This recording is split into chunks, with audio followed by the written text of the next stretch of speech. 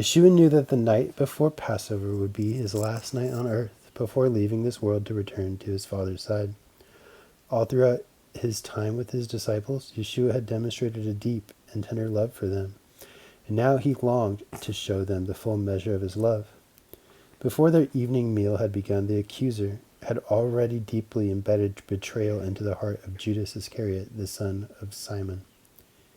Now Yeshua was fully aware that the Father had placed all things under his control, for he had come from God and was about to go back to be with him. So he got up from the meal and took off his outer robe and took a towel and wrapped it around his waist. Then he poured water into a basin and began to wash the disciples' dirty feet and dry them with his towel. But when Yeshua got to Simon Peter, he objected and said, "I can't let you wash my dirty feet. You're my Lord." Yeshua replied, "You don't understand yet the meaning of what I'm doing, but soon it will be clear to you." Peter looked at Yeshua and said, "You'll never wash my dirty feet. Never." "But Peter, if you don't allow me to wash your feet," Yeshua responded, "then you will not be able to share life with me." So Peter said, "Lord, in that case, don't just wash my feet, wash my hands and my head too." Yeshua said to him, "You are already clean. You've been washed completely, and you just need your feet to be cleansed. But that can't be said of all of you." For Yeshua knew which one was about to betray him, and that's why he told them that not all of them were clean. After washing their feet, he put his robe on and returned to his place at the table. "Do you understand what I just did?" Yeshua said. "You've called me your teacher and Lord, and you're right, for that's who I am. So, if I'm your teacher and Lord and have just washed your dirty feet, then you should follow the example that I've set for you and wash one another's dirty feet. Now do for each other what I have just done for you. I speak to you timeless truth. A servant is not superior to his master, and an apostle is never greater than the one who sent him. So, now put into practice what I have done for you, and you'll experience a life of happiness, enriched with untold blessings.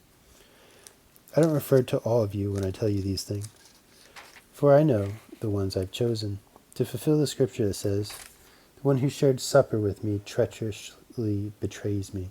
I am telling you this now, before it happens, so that when the prophecy comes to pass, you will be convinced that I am. Listen to this timeless truth. Whoever receives the messenger I send receives me, and the one who receives me receives the Father who sent me." Then Yeshua was moved deeply in his spirit. Looking at his disciples, he announced, "I tell you the truth, one of you is about to betray me." Eyeing each other, his disciples puzzled over which one of them could do such a thing.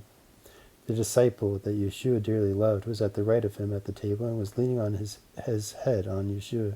Peter gestured to this disciple to ask Yeshua who it was he was referring to. Then the dearly loved disciple leaned into Yeshua's chest and whispered, "Master, who is it?"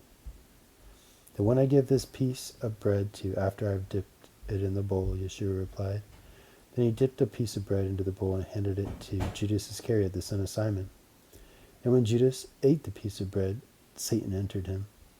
Then Yeshua looked at Judas and said, "What you're planning to do, go, do it now." None of those around the table realized what was happening. Some thought that Judas, their trusted treasurer, was being told to go buy what was needed for the Passover celebration, or perhaps go give something to the poor. So Judas left quickly and went out into the dark night to betray Yeshua. After Judas left the room, Yeshua said, "The time has come for the glory of God to surround the Son of Man, and God will be greatly glorified through what happens to me. And very soon, God will unveil the glory of the Son of Man. My dear friends, I only have a brief time left to be with you, and then you will search and long for me, but I tell you what I told the Jewish leaders. You'll not be able to come where I am. So I give you now a new commandment. Love each other just as much as I have loved you. For when you demonstrate the same love I have for you by loving one another, everyone will know that you're my true followers." Peter interjected, "But Master, where are you going?" Yeshua replied, "Where I am going you won't be able to follow, but one day you will follow me there." Peter said, "What do you mean, I'm not able to follow you now? I would sacrifice my life to die for you." Yeshua answered, "Would you really lay down your life for me, Peter? Here's the absolute truth. Before the rooster crows in the morning, you will say 3 times that you don't even know me." Don't worry or surrender to your fear, for you've believed in God. Now trust and believe and me also. My Father's house has many dwelling places. If it were otherwise, I would tell you plainly, because I go to prepare a place for you. When everything is ready, I will come back and take you to myself, so that you will be where I am. And you already know the way to the place where I'm going. Thomas said to him, Master, we don't know where you're going, so how could we know the way there? Yeshua explained, I am the way, I am the truth, and I am the life. No one comes next to the Father except through union with me.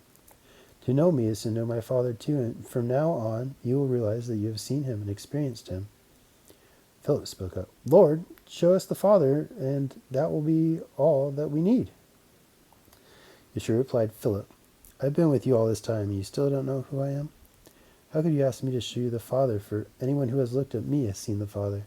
Don't you believe that the Father is living in me and that I am living in the Father? Even my words are not my own, but come from my Father. For he lives in me and performs his miracles of power through me. Believe that I live as one with my Father and that my Father lives as one with me. Or at least believe because of the mighty miracles I have done. I tell you this time with truth. The person who follows me in faith, believing in me, will do the same mighty miracles that I do, even greater miracles than these, because I go to be with my Father. For I will do whatever you ask me to do when you ask me in my name. And that is how the Son will show what the Father is really like and bring glory to him. Ask me anything in my name, and I will do it for you.